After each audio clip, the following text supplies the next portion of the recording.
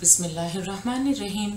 अल्लाह की ज़ात पाक का बहुत बहुत शुक्र है जिसकी इज़्ज़त और अज़मत के सदक़े में अच्छे और नेक काम पूरे होते हैं। अस्सलामु अलैकुम।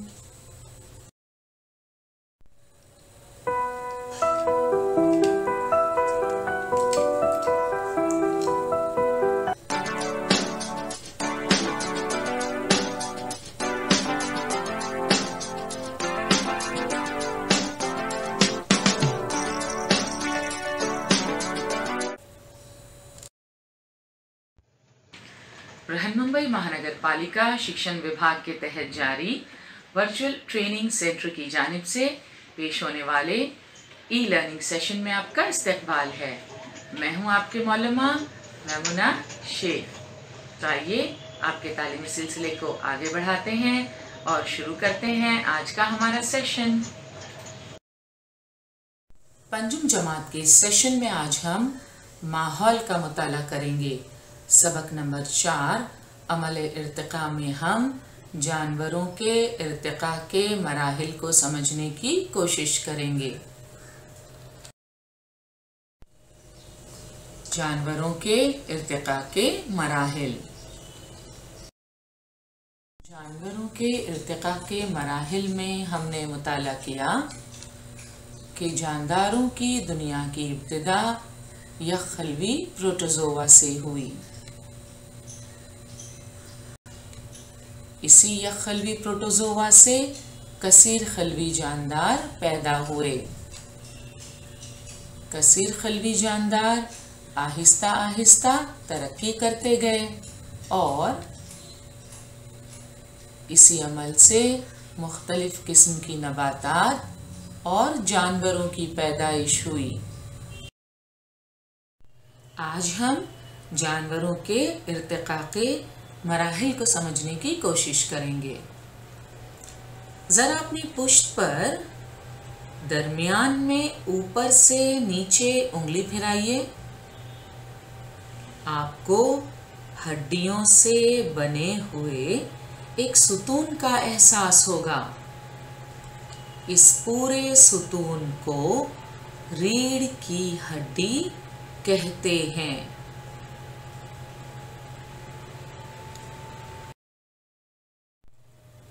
जानवरों में रीढ़ की हड्डी की मौजूदगी या गैर मौजूदगी की बुनियाद पर उन्हें फिक्री जानदार और गैर फिक्री जानदार के दो ग्रोह में बांटा जाता है। अंग्रेजी में फिक्री जानदार को वर्टिब्रेट्स और गैर फिक्री जानदार को इनवर्टिब्रेट्स कहते हैं। सबसे पहले मुख्तलिफ मिसालों की मदद से हम गैर फिक्री जानदार के मुतालिक मालूमात हासिल करेंगे। गैर फिक्री जानदार किसे कहते हैं? ऐसे जानदार जिनकी पीठ में रीढ़ की हड्डी नहीं होती, उन्हें गैर फिक्री जानदार कहते हैं।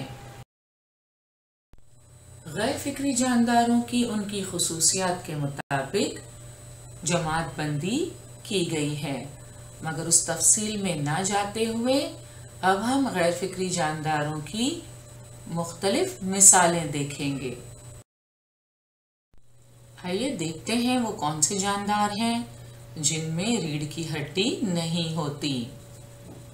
तो ये आप स्क्रीन पर देख रहे हैं, ये हैं अमीबा। इनमें रीढ़ की हड्डी नहीं होती। ये है केचुआ, इनमें भी रीढ़ की हड्डी नहीं होती। ये गैर फिक्री जानदार हैं। किरम का शुमार भी गैर फिक्री जानदारों में होता है। अक्सर छोटे बच्चे और बड़े भी पेट दर्द की शिकायत करते हैं। इसकी वजह किरम हो सकती है। मुख्तलिफ वजूहात की बिना पर ये आंतों में परवरिश पाते हैं। इनमें रीढ़ की हड्डी नहीं होती, ये गैर फिक्री जानदार कहलाते हैं। सबसे पहले ये देख सकते हैं आप, पहचाना आपने, ये है घोंगा। ये गैर फिक्री जानदार है, इसमें रीढ़ की हड्डी नहीं होती। ये जेलीफिश है, जेलीफिश में रीढ़ की हड्डी नहीं होती, इसलिए इनका शुमार गैर फिक्री जानदारों में होता है। जेलीफिश ही की तरह स्टारफिश में भी रीढ़ की हड्डी नहीं होती, ये भी गैर फिक्री जानदार हैं। और ये है ऑक्टोपस।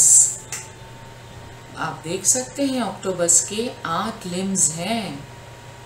ऑक्टा का मतलब ही होता है 8, और चूंकि ऑक्टोपस के 8 लिम्स होते हैं इसलिए उसे ऑक्टोपस कहते हैं। इन 8 लिम्स में 2 उसके पैर और 6 उसके बाजू हैं।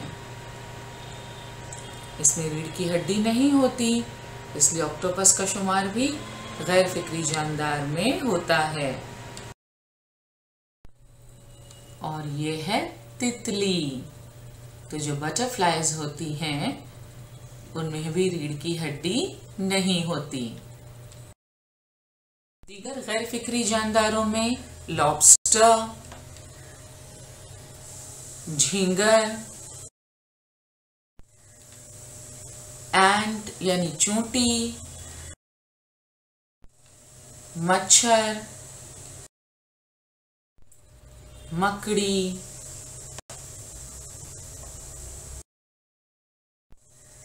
मक्खी, ये सब गैर फिक्री जानदार हैं।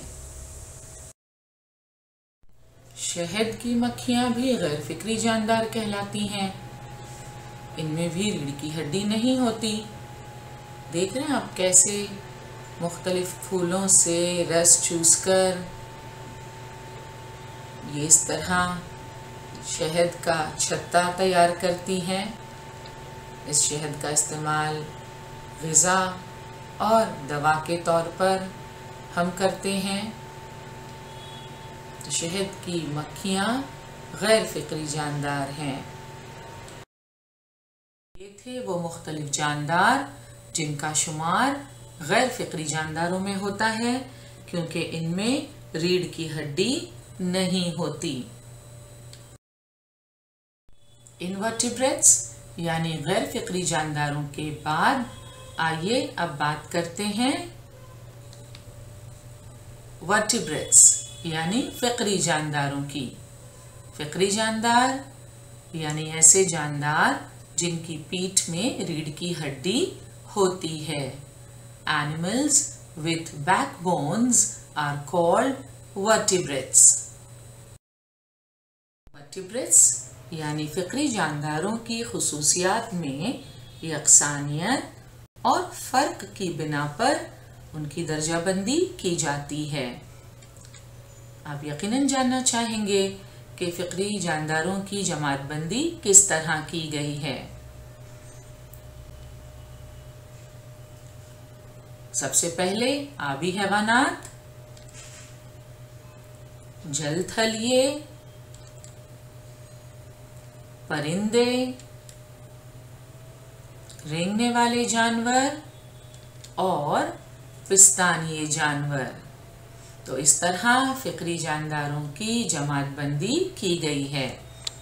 एक बार दोहराते हैं। आबी हैवानात, जलथलिए, परिंदे, रेंगने वाले जानवर और पिस्तानिये जानवर। अपनी पुष्ट पर दरमियान में ऊपर से नीचे हाथ फेरने पर हमें हड्डियों से बने हुए एक सुतून का एहसास होता है। इस पूरे सुतून को रीढ़ की हड्डी कहते हैं। आप देख सकते हैं जिस तरह इंसानों में रीढ़ की हड्डी पाई जाती है उसी तरह मुख्तलिफ जानवरों में भी ये हड्डी मौजूद होती है। जिन हैवानों में रीढ़ की हड्डी मौजूद होती है उन्हें फ़िक्री जानदार कहा जाता है। फ़िक्री जानदार यानी ऐसे जानदार जिनकी पीठ में रीढ़ की हड्डी होती है। आप देख सकते हैं तस्वीर में The internal skeletons of some vertebrates are shown in this picture. फ़िक्री जानदारों के ढांचों को यहाँ पर बताया गया है। वर्टिब्रेट्स यानी फ़िक्री जानदारों की खुसूसियात में यकसानियत और फ़र्क की बिना पर उनकी दर्जाबंदी की जाती है। आप यकीनन जानना चाहेंगे कि फ़िक्री जानदारों की जमातबंदी किस तरह की गई है। सबसे पहले आबी हैवानात, जलथलीय, परिंदे,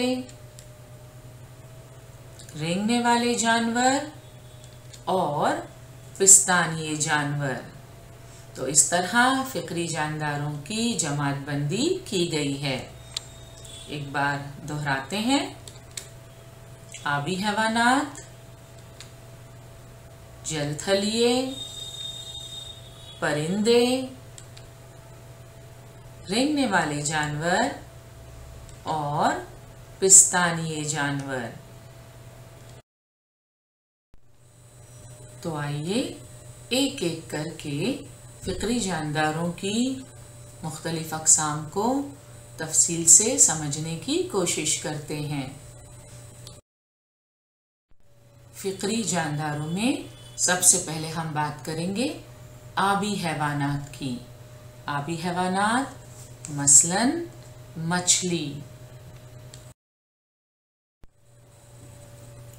मछली फ़िक्री जानदार है। इनमें रीढ़ की हड्डी होती है और ये पानी में रहती हैं और पानी में ही सांस लेती हैं।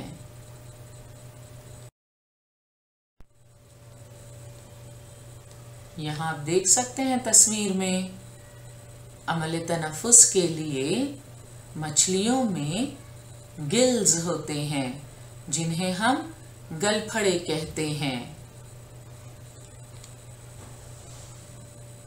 इन गलफड़ों की मदद से मछलियां सांस लेती हैं। Fish breathe under water using gills.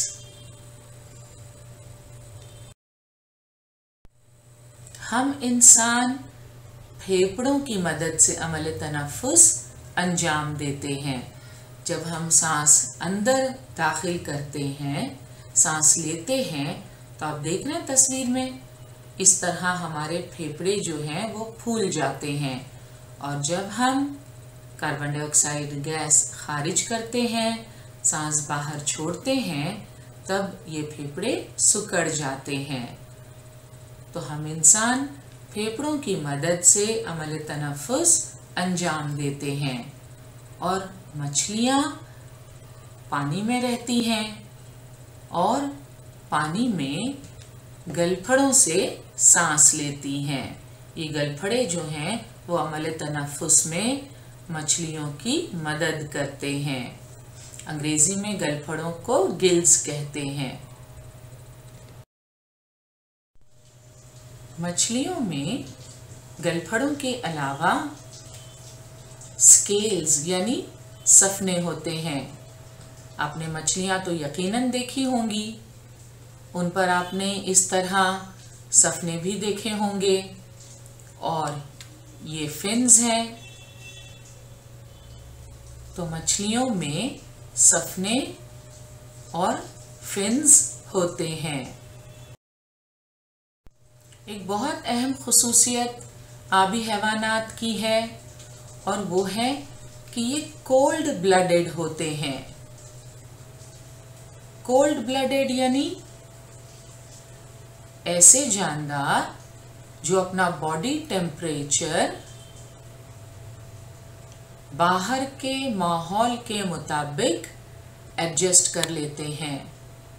Cold blooded animals body temperature depends on whether it's cold और हॉट आउटसाइड। इनके मुकाबले में जो वार्म ब्लडेड एनिमल्स होते हैं उनका body temperature stage the same when it's cold और हॉट आउटसाइड।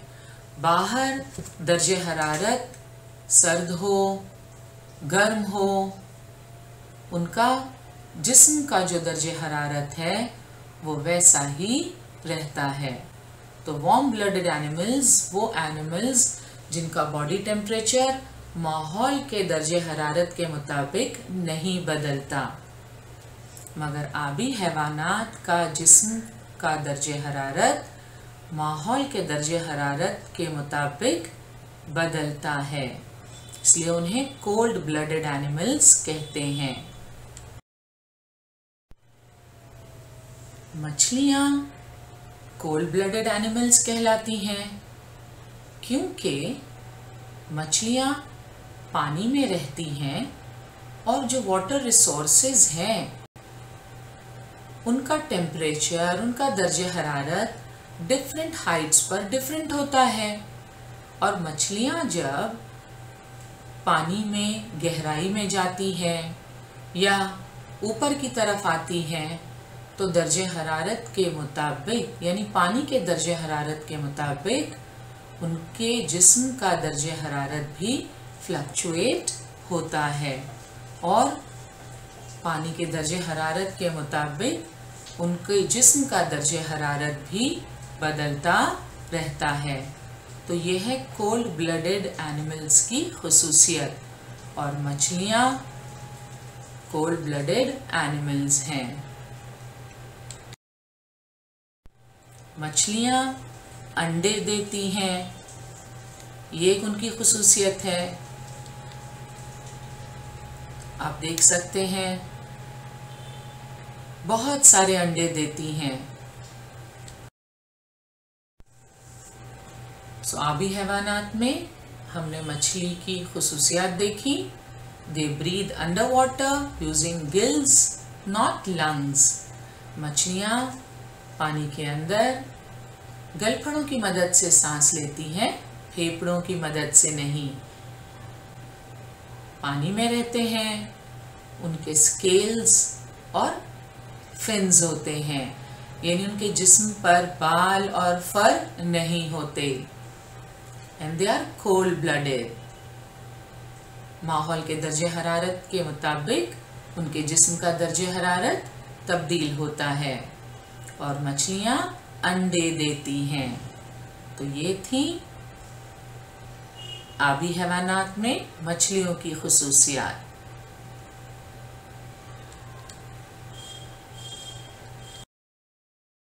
फिक्री जानदारों में अब हम बात करेंगे जल थलिये की।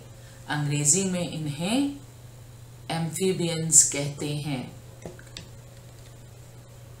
पानी और खुश्की दोनों जगह पर जिंदगी बसर करने वाले जल थलिये कहलाते हैं।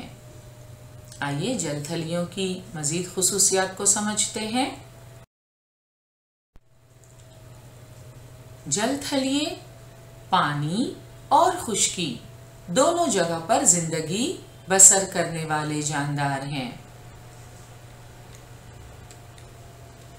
मसलन मेंढक, तो मेंढक पानी में भी रह सकते हैं और खुश्की पर भी, दोनों जगह पर ये जिंदगी बसर करते हैं, इसलिए उन्हें जल थलिये कहते हैं। मेंढक यानी फ्रॉग का शुमार जल थलिये में होता है, लिहाजा पानी और खुश्की दोनों जगह पर रह सकते हैं। जब पानी में रहते हैं तो ये अपने जिल्द की मदद से अमल तनफ़ुस अंजाम देते हैं, और जब खुश्की पर होते हैं तब ये अपने फेफड़ों की मदद से सांस लेते हैं। तो आप देख सकते हैं मेंढक में अमल तनफ्फुस 2 तरीकों से होता है, खुश्की पर फेफड़ों की मदद से और पानी में जिल्द की मदद से। ये हैं फेफड़े जिनकी मदद से मेंढक जब खुश्की पर होते हैं तब अमल तनफ्फुस अंजाम देते हैं। और ये देख सकते हैं आप, जब पानी में होते हैं तो अपनी जिल्द की मदद से सांस लेते और खारिज करते हैं। तो मेंढक इस तरह खुश्की और पानी दोनों जगह पर रह सकते हैं। मेंढक की अगर जिल्द आप देखें तो बहुत मॉइस्ट और स्मूथ स्किन होती है, उस पर बाल नहीं होते। अभी आपने देखा अपने जिल्द की मदद से वो सांस लेते हैं जब पानी में होते हैं, लिहाजा उनकी जिल्द जो है वो बहुत स्मूथ होती है, मॉइस्ट होती है और उस पर कोई बाल या फर नहीं होता।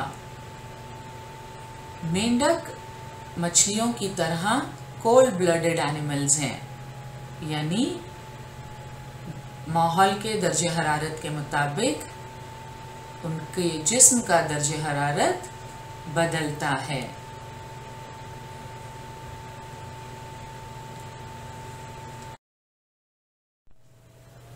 मछलियों की तरह मेंढक भी अंडे देते हैं। मेंढक की इस तौलीदी अमल के मुतालिक आप इंशाअल्लाह साइंस में तफसील से मालूमात हासिल करेंगे।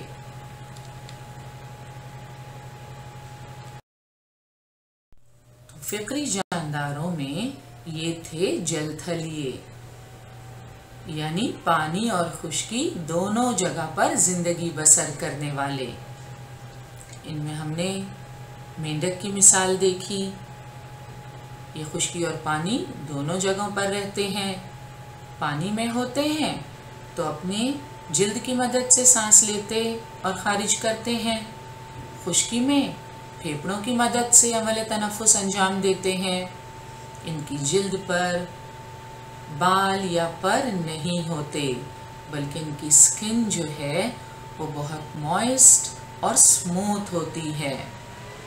कोल्ड ब्लडेड एनिमल्स हैं, यानी इनके जिस्म का दर्जे हरारत माहौल के दर्जे हरारत के मुताबिक तब्दील होता है। और मेंढक अंडे देते हैं।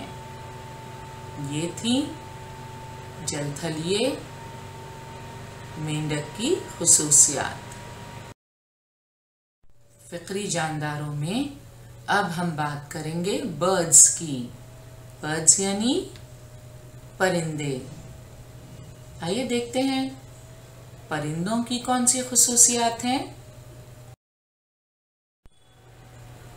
परिंदों के पर होते हैं, they have feathers and wings। मुख्तलिफ किस्म के परिंदे आपने देखे होंगे, उनके पर होते हैं। उनके ये विंग्स क्या काम आते हैं? अपने परों की मदद से ये परिंदे उड़ते हैं। तो परिंदों के ये पर उन्हें उड़ने में मदद देते हैं।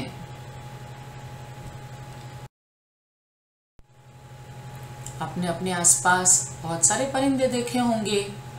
इनमें मुर्गी, कबूतर, तोता, कौवा और कई बच्चों ने तो मोर, बतख, बगला भी देखा होगा। परिंदे अंडे देते हैं। इन अंडों से कुछ दिनों बाद बच्चे निकलते हैं।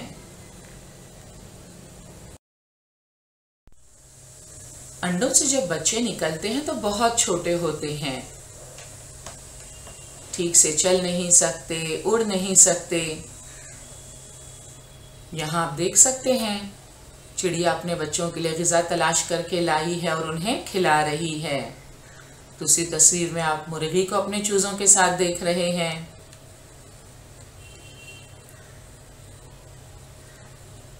तो परिंदों के मुतालिक हमने काफ़ी मालूमात हासिल की। अब हम बात करेंगे फ़िक्री जानदारों में रेप्टाइल्स की। रेप्टाइल्स यानी रेंगने वाले जानवर। आइए इनकी खुसूसियात पर नज़र डालते हैं। रेंगने वाले जानदारों में मुख्तलिफ किस्म के जानदार शामिल हैं। आपने अपने आसपास कुछ जानदारों को रेंगते हुए देखा है कभी? ये रेंगने वाले जानवर कौन कौन से हैं? आइए देखते हैं। रेंगने वाले जानवरों में इसे पहचाना आपने? यकीनन पहचान लिया होगा। ये है सांप। सांप के अलावा रेंगने वाले जानवरों में मगरमच्छ, छिपकली, कछुआ शामिल हैं। इनके अलावा ये है गिरगिट। गिरगिट में खुसूसियत होती है कि वो अपने आसपास की चीज़ों के मुताबिक रंग बदल सकता है। गिरगिट भी रेंगने वाले जानवरों में शामिल है।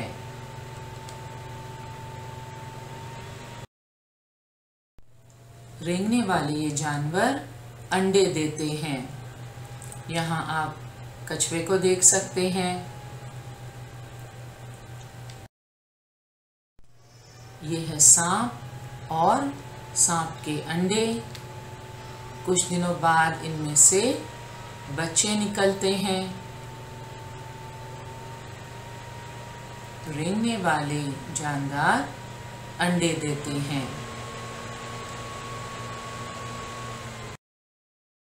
जानदारों में अब हम बात करेंगे मैमल्स की, जिन्हें हम उर्दू में पिस्तानिये जानवर कहते हैं। पिस्तानिये जानवर यानी दूध पिलाने वाले। आइए पिस्तानिये जानवरों की कुछ मिसालें देखते हैं और उनके मुतालिक कुछ मालूमात हासिल करते हैं। फ़िक्री जानवरों के ग्रोह में सबसे ज़्यादा तरक्की याफ्ता मरहला यानी पिस्तानिये जानवर। तो आप देख सकते हैं पिस्तानिये जानवर, इनमें cat, dog, lion, monkey, tiger और बहुत सारे जानवरों के अलावा डॉल्फिन, जी हाँ, डॉल्फिन का शुमार भी मैमल्स में होता है।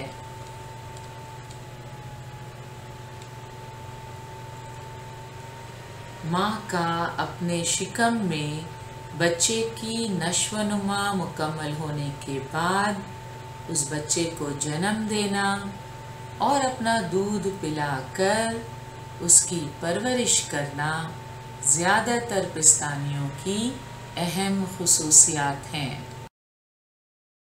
पिस्तानिये जानवरों में माँ अपने शिकम में बच्चे की नश्वनुमा मुकम्मल होने के बाद उस बच्चे को जन्म देती है। तो यहाँ आपने पिस्तानिये जानवर यानी मैमल्स की एक अहम खुसूसियत जानी कि पिस्तानिये बच्चों को जन्म देते हैं।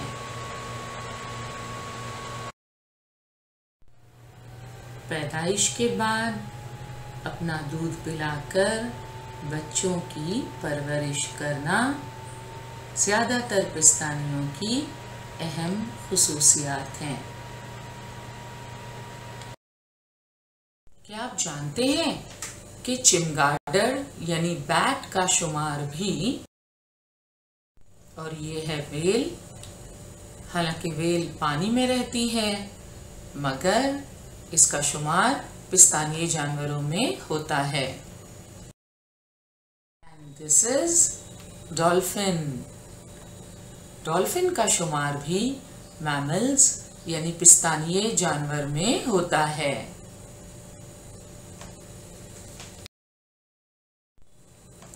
चिमगादड़, व्हेल और डॉल्फिन का शुमार पिस्तानिये जानवर में होता है। ये फेफड़ों से सांस लेते हैं और बच्चे देते हैं, लिहाजा इनका शुमार मैमल्स में किया जाता है। अलबत्ता प्लेटिपस, बतख जैसी चोंच रखने वाले पिस्तानिये, और मोरखोर यानी एंट ईटर, ये बाज़ किस्में इससे मुस्तस्ना हैं, एक्सेप्शनल हैं, क्योंकि ये जानवर पिस्तानिये होने के बावजूद अंडे देते हैं। ये प्लेटिपस हैं। आप देख रहे हैं इनकी चोंच बतख की चोंच से कितनी मिलती जुलती है। तो बतख जैसी चोंच रखने वाले प्लेटिपस। बच्चे को जन्म देना पिस्तानिये जानवरों की खुसूसियत है, मगर प्लेटिपस इससे मुस्तस्ना है, क्योंकि ये पिस्तानिये होने के बावजूद अंडे देते हैं।